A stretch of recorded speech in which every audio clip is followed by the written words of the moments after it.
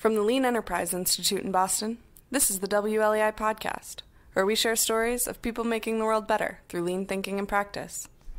For more information about LEI, including how we can help you apply lean thinking, please visit lean.org.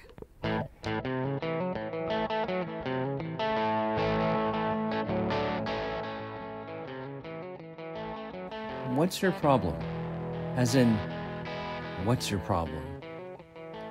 Turns out that the simple question can be one of the secret weapons when it comes to making things better individually and with your teams, at your job, and in fact, everywhere. That's the basic idea behind a new book titled, well, What's Your Problem? And it's written by Thomas Wedell-Wedellsborg, a renowned expert in innovation and problem solving. Welcome to WLEI, the podcast of the nonprofit Lean Enterprise Institute. I'm your host, Tom Ehrenfeld. Welcome to our show. Change the problem you solve. Welcome, Thomas. Thank you, Tom. Thanks for inviting me. Let's kick it off. I'd love you to read a short passage from your book. It's on page 22 to give us a sense of the kind of framing, as it were, of why you think this discipline is important. So this is part of kind of my enumeration of reasons why we need to get better at problem framing, and it goes like this. Finally, reframing also matters to the continued functioning of our society. Solving conflicts in a sustainable way requires people to find common ground with their adversaries, and that often starts by figuring out what problems people are trying to solve rather than fighting over solutions. As I'll show, reframing has been used to find new solutions to deeply entrenched political conflicts. At the same time, learning to reframe is also a useful mental defense system, because research has shown that framing can be weaponized. Take a careful look at how people from warring political parties talk about a hot topic, and you'll see how they use reframing to try to influence your thinking. In this sense, reframing can be seen as a central civic skill. By boosting your problem framing literacy, you'll become better at detecting when somebody's trying to manipulate you. A population more fluent in framing is a population better protected against demagogues and other people with ill intentions. And that, dear reader, is why you should recommend this book to your allies while softly slandering it to your political opponents. Thank you. And I want to preface it by saying this was not an effort to relate this book to current political events. Readers can take from that as they want, but it's more a function of the fact that I was struck by your optimistic tone about problem solving, that you note that the basic trait of good problem solving is people's optimism. And let me ask you a very basic question. What is the problem that your book solves? It's an attempt to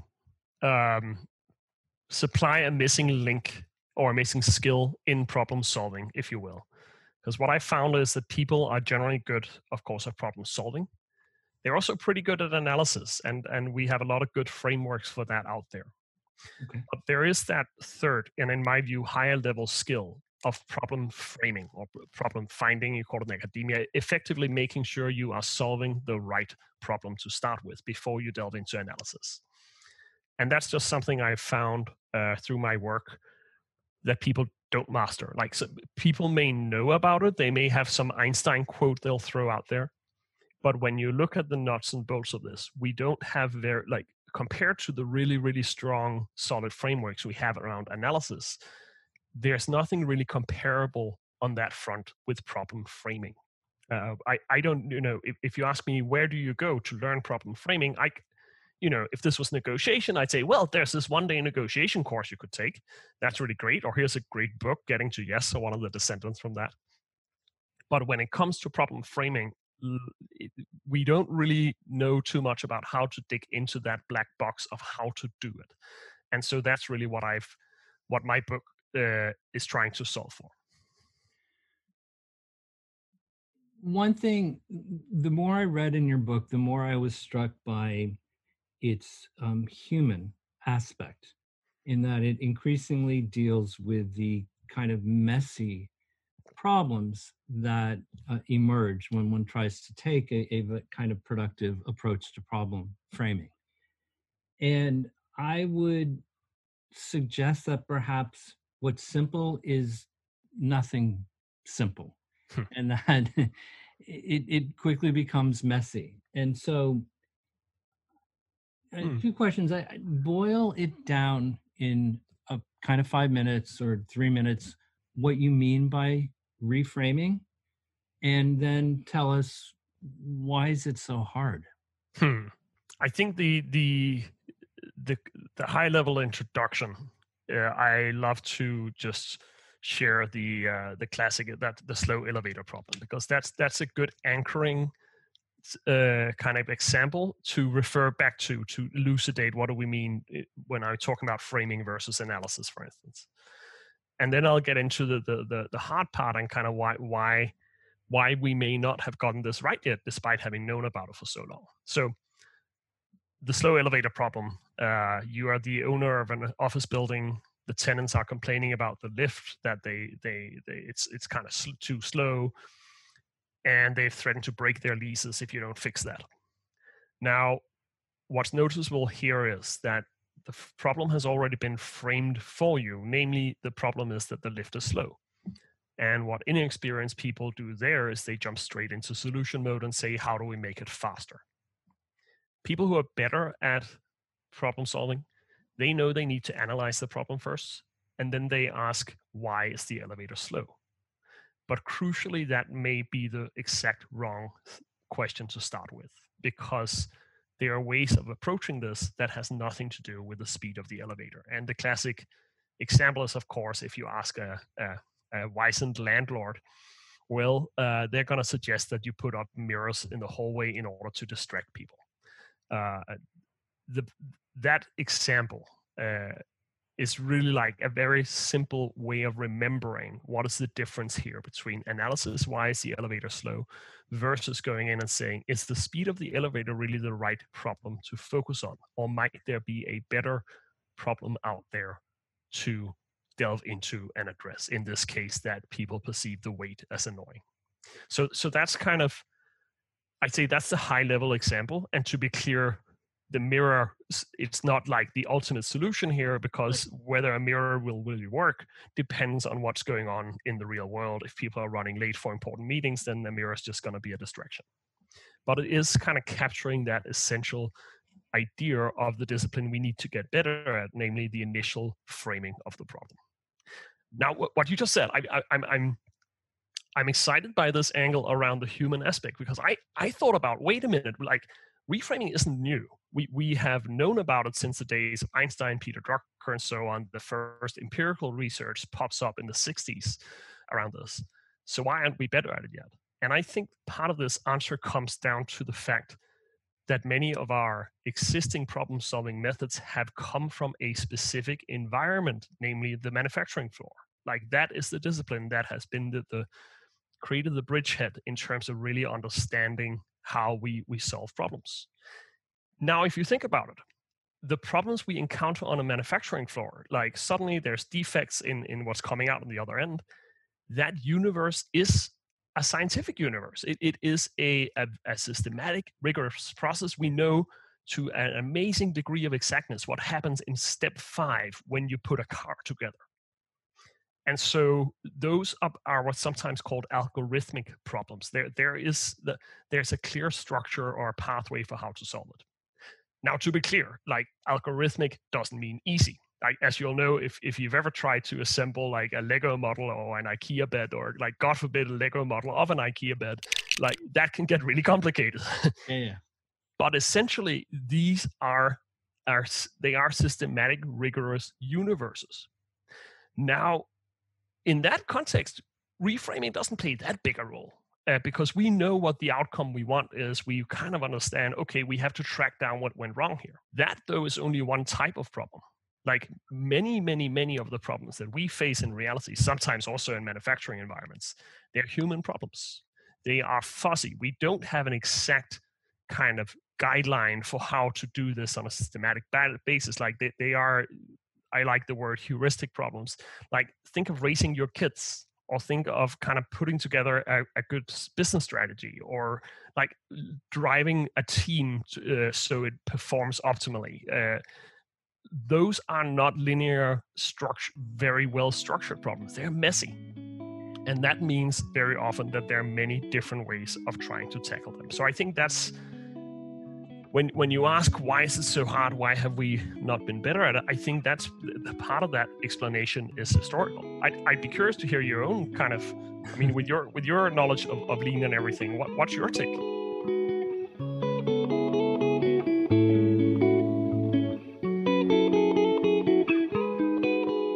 I think that categorizing it as kind of a manufacturing domain issue is, I would push back on that label.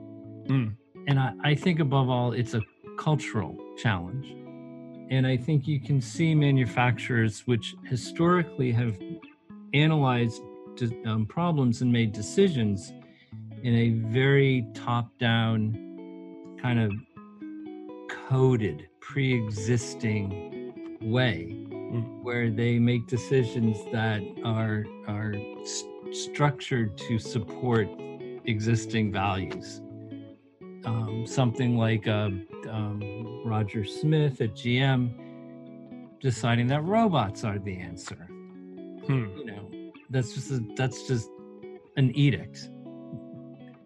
And I think, you know, he was making a type of decision like that at a time where Toyota was kicking everybody's ass by making countless daily decisions about how to make better cars, like less expensively with higher quality, by engaging the people who were doing the work in improving the work.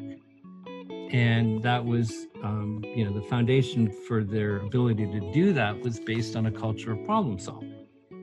I mean, I think there's altitudes that we could fly at with this, because I think that, to go global for a second, in the greater economy, it's very much what this journalist Rana Faravar describes as makers and takers, that we're increasingly oriented towards financial engineering and massively, you know, extracting massive amounts of capital immediately in the short term, which is the kind of solution, as opposed to patiently understanding how to make better things daily.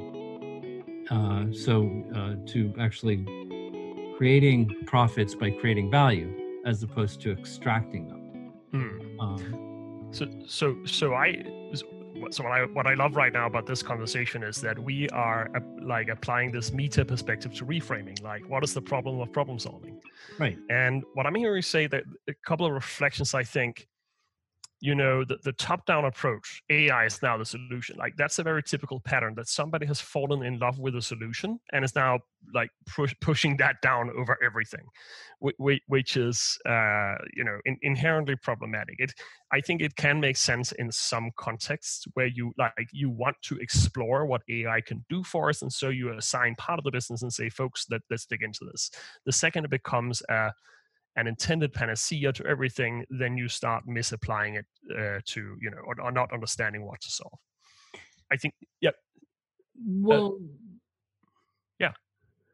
I think I don't want to get too meta, but I guess the question I would ask is, does this reframing approach run the risk of becoming another hammer that gets applied to all problems? So let me back up before, you know, let me ask you to once again kind of tell readers what that really means, reframing.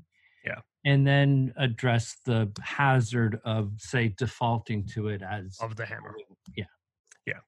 The hammer, I think it's such a useful metaphor idea for remembering the dangers in some of these areas. And I love going meta, by the way, so let's please do that. I think fundamentally reframing is the practice of going in whenever you have a problem instead of solving or even analyzing that problem, you start by challenging whether you are understanding the problem correctly from a framing level. Like that question of, do we really need to solve for the speed of the elevator, or might there be a different way of approaching it? Can this become another hammer? Yes, absolutely.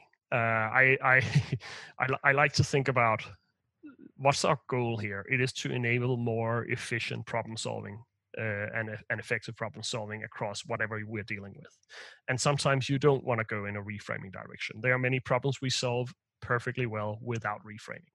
And I tend to joke that, if you happen to know people who are coaches, they can sometimes over apply that lens. You go up to them and say, hey, by the way, do you know where the coffee machine is? And they go, what's your real problem?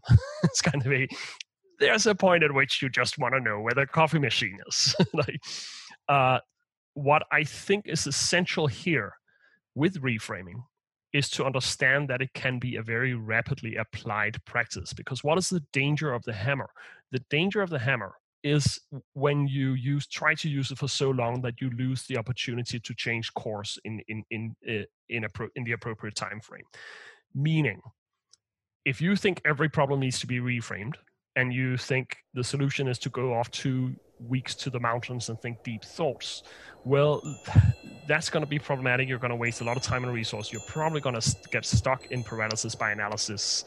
Whereas if you can practice the idea of reframing in increments of 10 minutes, literally going in and being very focused on trying to challenge our understanding of the problem and our assumptions about it, then it is a hammer that it's not that expensive to use. And I think that's what I think you asked earlier, why aren't we better at using this already? I think it's that misperception of the notion that reframing necessarily has to take lots and lots of time. That famously misattributed Einstein quote, which he never said, about if you have an hour, spend the first 55 minutes understanding the problem. No, that's a recipe for paralysis by analysis. That'll be a disaster. So earlier you mentioned talking about how this relates to lean.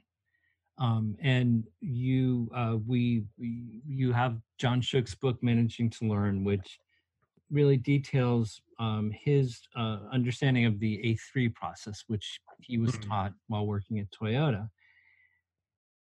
And it strikes me that for productive problem solving to happen on a regular basis, there's a number of preconditions that have to exist. So you need managers who are oriented to practice what Ed Schein calls humble inquiry, which you cite in your book. You need kind of trust and patience and a willingness to experience great progress through small steps.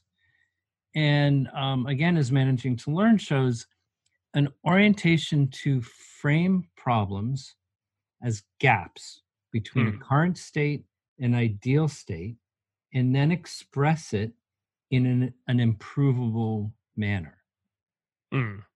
And my question is, what do you think are the essential prerequisites for useful problem solving to happen?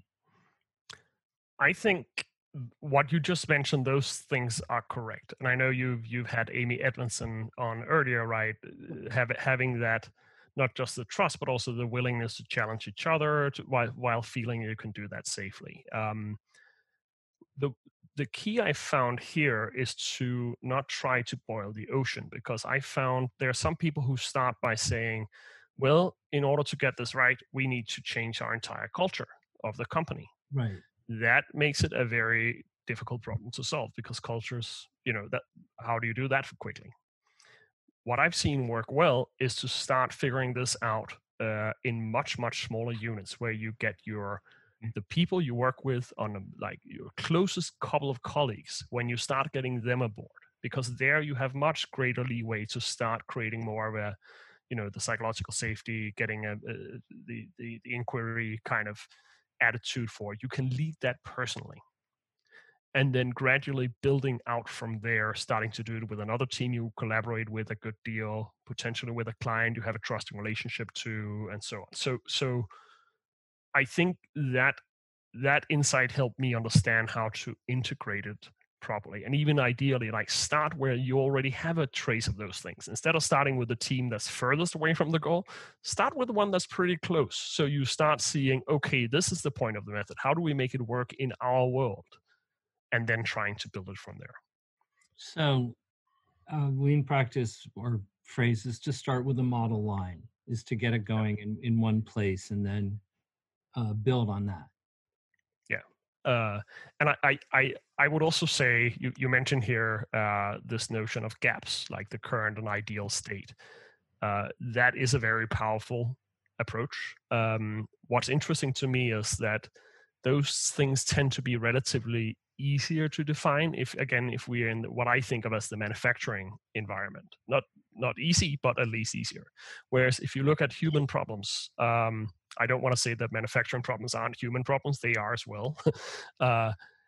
Well, one of the psychologists I talk about, Steve DeShazer, found that people who enters a therapy session for the first time, in 2 out of 3 cases, they can't actually explain what their goal is. And so, of course, before you talk anything about reframing, getting those basics in place and just saying, okay, like, you say you're unhappy, let's talk about what a more specific goal might be here, and what that gap is. So I think there's a huge value with fuzzy problems before you get to the reframing part, just going in and framing it clearly and being clear about what is our goal here. How do we think about it? Right. Just to play a cheap trick, how has reframing helped you personally? Are there problems or approaches that you've applied this to? Nothing cheap about that trick, I feel. I mean, the most immediate example is probably the book itself.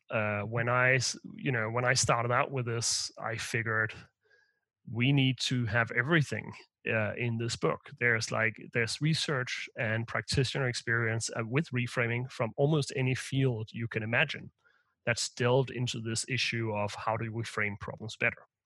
And I started out classically, being academically oriented. I said, okay, how do we get everything in here?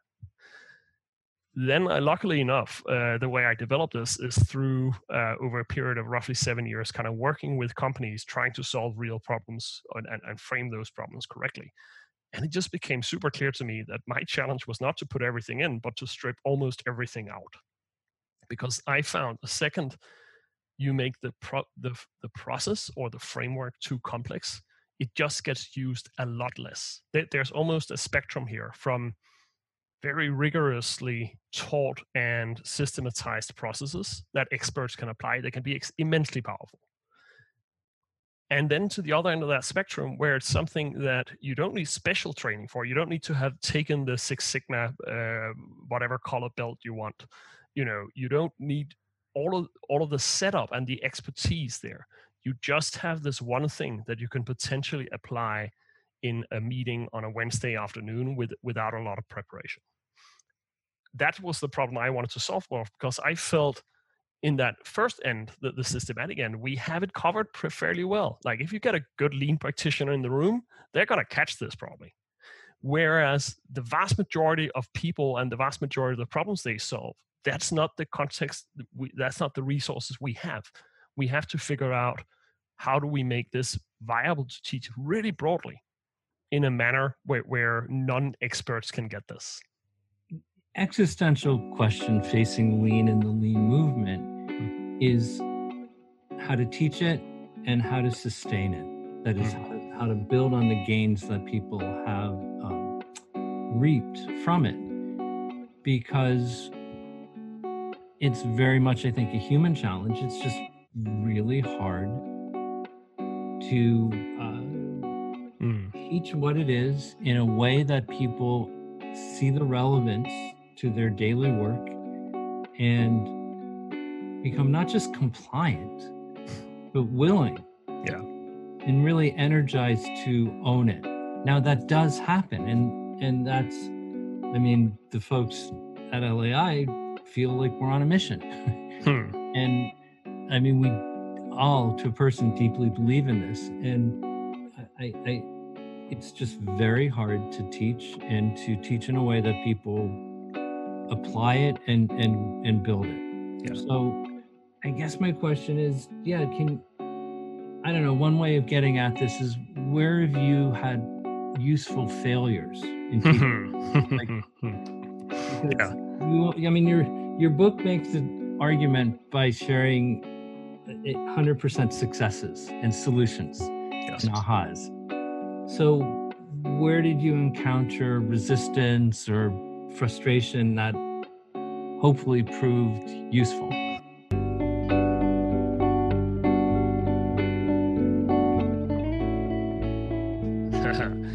I mean, all along the way, because I had the pleasure of sitting in with both individual teams sitting and struggling with it, and I could sit and see, oh, wait, we're getting off track, or we're falling into rabbit holes, or, and also on a corporate level, there are a number of my clients where I've kind of tried to cascade it to a much larger group, like training 300 people in it, then are supposed to give that training further down. And I'd say the last problem is the one I've struggled the most to solve. I think there's a couple of interesting things here. One, like you say, well, we go out, what are we doing in the space that we're sitting in? Are we really sharing new ideas with people? In my view, to reframe that, I'd say we're sharing old ideas with new people. So one of these things is to draw on all the existing knowledge we have and figure out how do we distill the best practices from that are already existing and get it out there. And so one of the things I've figured out was necessary was, well, you give people the tool, the methodology, but you also create space for them to figure out how do we start using it in our context and given what we already have. So there's an integration job that I think many other tools and frameworks are blind to. They're just like, oh, great, here's the hammer, go for it. No, you actually have to give people time to figure out how to modify the hammer and how to use it in their context. One other thing I found, and this is the sustaining thing, which to me is really interesting. I started with professional problems, and I ran into that challenge that, okay, we worked through a professional problem, and then when I revisited that client 2 months later, I didn't really see a lot of evidence that they had latched onto it. Same mistakes they were making. What I found to be crucial, beyond all the tools we know about, oh, well, you have to create processes, you have to train somebody in it, what yada yada, is actually to move it over to a completely different domain, namely the personal. Okay. What a breakthrough for me was when I started in teaching people this. I have like a core module of 2.5 hours where I teach the method to people. We actually start by applying this to personal problems. Okay. So I deliberately say, forget about work for a second. Tell me about an issue you have with your kids. Like right now, it's COVID, you're homeschooling, you have like whatever that is. And then you train people on those. What I found is, first, it brings it home more effectively than if it's just work. You want to do the work problem as well, but later. But crucially, you start to get people into a mindset where they apply this to all of the problems they run into. When they think, well, my wife and I have struggled with something here, maybe we should think about what the problem is and do that together. Or we have this issue with the neighbors, or like whatever it is, these very small quotidian problems. Right. Once you can get people into the habit of just taking that step back and say, wait, do I understand this problem correctly? Then you are on the way there. What have you seen? What would you say in terms of that sustaining challenge, or other reflections? Let me put pause on that for 1 second. I did want to ask you for an example or two, because your book has some, and just to again help somebody understand how this applies, say, in reframing a personal problem. I have a good friend, Tanya Luna, who is, that's a real name. She's married to Brian. And early in their relationship, they're married, they had a lot of fights over inconsequential things. Great marriage, but that was just a big issue, like who walked the dog, who handled whatever, those things. And in the beginning, they were kind of doing the classical Freudian thing of saying, well, what's really going on here? Well, I'm from a different culture than you. We were like raised in different ways with different people, personalities. And all of that might have been true, but was not really helpful. That those things are difficult to change. What made a difference here was Tanya's observation of a bright spot or positive exception, and this like root cause analysis thinkers are familiar with too. They suddenly had one morning where they had a discussion around a normally really sensitive topic, and it was painless. And so that prompted Tanya and Brian to recognize that part of the problem might be different styles, personalities, backgrounds. But part of the problem was they tended to have those discussions after 10 in the evening when everybody was tired. Like, that old advice you sometimes get from your divorced uncle at a marriage, kind of like never let the sun go down over your anger. Horrible advice, because that means you have fights at that, or conflicts at that point where they turn into fights. So super, super simple example of how you can have struggled with an issue for a long time. Like we all work around with problems that we tried to solve before. We haven't made headway on them for months or years. And then how sometimes by questioning the nature of the problem, by trying to identify different aspects and framings of it, you can make like radical leaps at times. And Tanya and Luna will tell you, they literally solved something like 80% of their problems. They just disappeared. They still had some, but like an 80% reduction in the tough fights, that's amazing.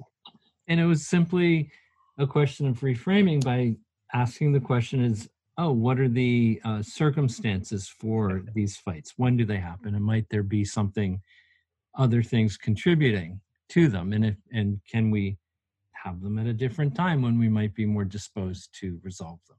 Yeah, exactly. And interestingly enough, that particular problem I saw replicated almost exactly in a professional context. I work with an innovation team that their big problem was their team spirit was being destroyed by these fights they had over which ideas to kill.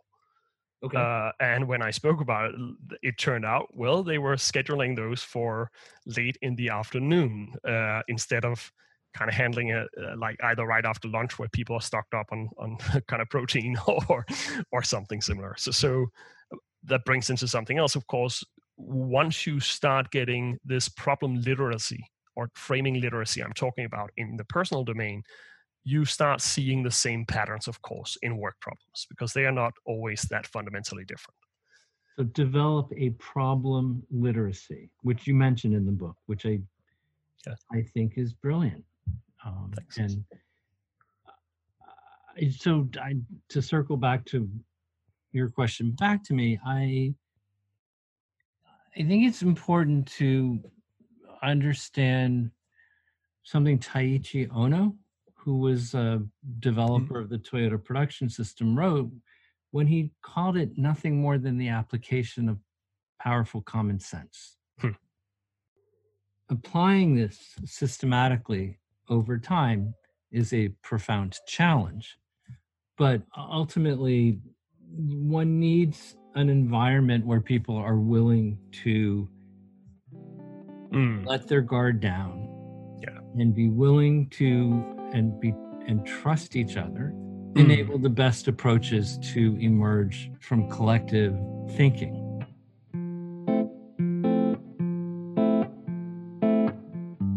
And I think that my experience with Lean has showed me that the kind of patient, humble daily work, it's a flywheel that absolutely builds and self-reinforces, and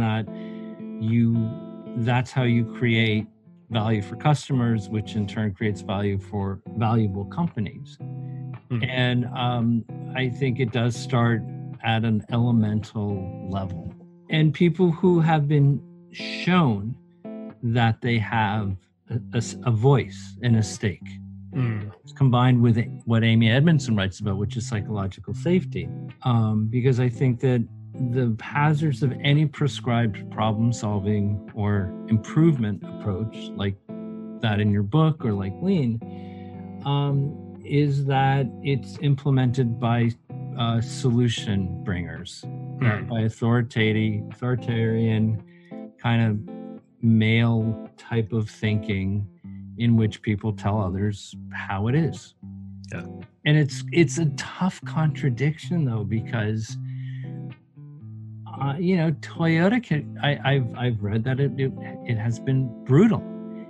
It deeply abides by its principle of respect for people, and yet that doesn't mean always asking polite questions. There's a flip side of a very challenging aspect to it, where respect is about asking people to do the best. And so,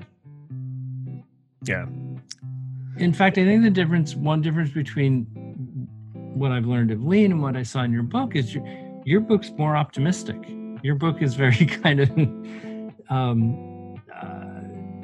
hopeful in terms of having a way to help foster more productive problems, to more productive solutions to tough problems. And I think one thing I would want to see more of is more operational methods and mechanisms. Yeah. So I guess I'm rambling, but are there prescribed methods and contextual tools that support what you are writing about in your book? I tend to say that there's a lot of those, and it's really a question of exploring. So the back of my book, I have a good deal of references in it. They're online as well. If you don't actually, if your listeners don't actually want to buy the book, it's for free on the book's website. Tell them the website, please, clearly. It's howtoreframe.com, and I think. A couple of reflections. I think that optimism is interesting because I had conversation with people in the political space, for instance, who are very like, wait, I know what reframing is, but I've always thought of it as the weapon. Like, this is how we spin our solution to be chosen in front of the opponents, versus this, which is a constructive approach, which is like, how do we collaborate to really understand the problems and then hopefully solve them together? But I think the key book on that is by Lakoff. Don't think of an elephant. Oh, yeah. Oh, yes. Exactly. But he's not presenting it as a weapon. I think he's more going backwards and assessing, how this has become so prevalent. Yeah. And I think Lakoff's book is really interesting because he's, as you know, he's a kind of self-declared liberal. And he almost like wrote that book to a liberal audience saying, hey, folks, the conservatives are really good at using this. We need to get better at it. So I'd say overall, that's the framing. But when you then get into it, yes, he has a, what you might think of as a constructivist, hopeful approach. I do think there's something to your reframing about what is the essence of getting this right. It's so easy to think of these things as processes, like, oh, we need to have a process for a reframing. I think you should. But equally, we're talking about a cultural challenge, about a local culture challenge in your team, and ultimately maybe what you're saying about identity, like who do we want to be? How do we want to move forward in the world? Having said that, I would say there are also tactical challenges. Like, one thing is getting this right with your team and those folks you can work with on a day-to-day basis with those incremental improvements. Right. On the other end, there's a situation where you run into a new client and they are like, hey, can you do the solution for us? And you need to make them step back and reassess their problem. And I think there it's legitimate to go in more tactical and like, how do you handle that? Well, one of the things I wanted to do with the book is actually to legitimize the method. So people who know what this is can go in and say, hey, there's a Harvard book on this, and hey, take a look at this, and this is why we want to talk to you about your problem, instead of just going out and delivering that solution you want. Right. So legitimacy to me is one of the big issues I'm trying to solve for as well. Excellent. So I'm going to ask probably for the third or fourth time, and forgive me for this, but again, if what should people do? Is there one question, a set of questions? What are the most effective ways to put the advice in your book to practice? Yeah. I'd say at a very high level, think of this as a habit. And the habit is the following. Whenever you have a problem that isn't immediately yielding a solution or whatever, then you do the following. First, you just state the problem. Like write it down separate from the solution you may have in mind. Then you gather a couple of people and you ask them to challenge your thinking on the problem. Not you deliberately tell them, don't try to help me solve this. Try to challenge my thinking here. Try to come up with different perspectives on what really might be going on. Do we understand our goals? Do we understand the other people who are involved here and their problems or whatever is going on? And then at the end of that process, you want to figure out, okay, what's our next step? Because that, again, especially with smart people, we can get stuck too long in that thinking phase when it's really about getting a quick jab into the gut of your assumptions, if you will, and trying to check if we are, wait, I got tunnel vision and focused on the speed of the elevator instead of asking, wait, what are the tenants actually really trying to achieve? Are they just whiny or are they running late for something important, which are very different types of problems to solve for. So that habit, like when you run into a problem, frame it, gather a couple of people to help to challenge it, and then figure out how do we move forward and keep momentum in the problem solving process. Brilliant. Yeah. And I think the biggest takeaway I had from, I edited that John Shook book, Managing to Learn, and working with John was just a masterclass in understanding this. And the big takeaway for me was to work backwards, not forwards with problems. And that rather than try to get validation by solving it quickest and best, to really work what they call the left side, to just do the hard work of better understanding the problem, bring in other people to challenge your thinking, and that. And I think the third piece, which I think is operational or tactical, is to work on clarifying the gap you're trying to close. And find a way to express that gap in improvable ways. And doing that work can often point you in the direction of meaningful countermeasures. Yeah. And the term is countermeasures, not solutions. Yeah. Because the assumption is that every solution creates new problems. And that's not a bad thing, but it's all about countermeasures. And yeah, so I mean, and then I think your book does have extensive operational suggestions, and you talk about coming up with numerous options, for instance. And I mean, you have a number of Well, I want to touch on something you bring up here, which is when you say this is an issue of, okay, how do we actually measure that gap? Well, how do we make it tangible and quantifiable to work with? In my mind, that's where we start to get into the analysis and more the solving part of the work. What's key here, though, exactly what you said, is that loops back into the framing. It's not the case that this is a 3-step process where you go in, you frame it correctly first, and then you're off to the races. This is, of course, an iterative process. You have a hypothesis. You go out, you analyze it, you may try an experiment, you talk to people, you do the Gemba thing, and then you come back to your understanding of the problem and say, given what we just did, do we need to rethink whether we are solving the right problem or not? So this is a process that, of course, is intertwined with all the work we are already doing pretty well. We just need to remember not to forget that part, lest we can become trapped in too early in a specific solution or analysis.